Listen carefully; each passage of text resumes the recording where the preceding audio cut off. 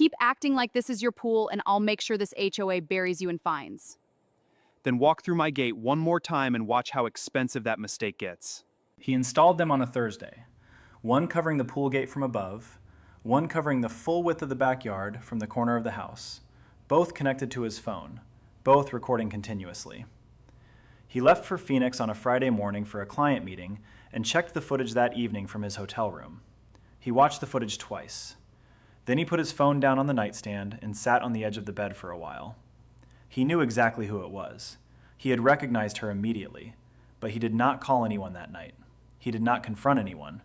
He just saved the footage to a second location, went to sleep, and began the quiet and deliberate process of building a case that Loretta Daniels would spend a very long time wishing he had never started.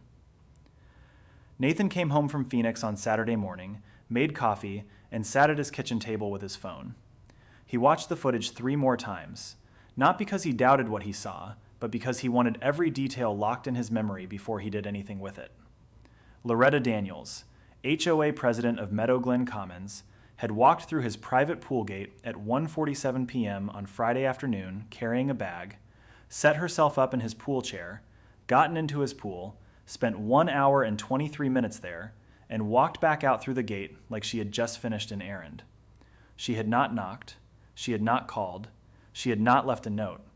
She had simply shown up, used his property, and left. And based on that single blonde hair in the skimmer and the moved pool chair from 2 weeks earlier, this was clearly not her first time. Nathan did not go to Loretta's house that morning. He went next door to Miriam Banks instead. Miriam opened the door, took one look at his face, and said, "What did she do?" Nathan showed her the footage on his phone without saying a word. Miriam watched it, handed the phone back, and told him something that stopped him cold. She had seen Loretta's car parked in front of his house on at least 4 separate occasions when she knew Nathan was out of town. She had assumed Loretta was doing a property inspection and thought nothing more of it. Nathan asked her if she would be willing to put that in writing. Miriam said absolutely, went inside, and came back 10 minutes later with a handwritten statement dated and signed. Nathan spent the next 2 weeks doing nothing visible. On the outside, everything looked normal. He went to work, came home, waved at neighbors, paid no special attention to Loretta. But every time he left the house, he checked the cameras remotely from his phone.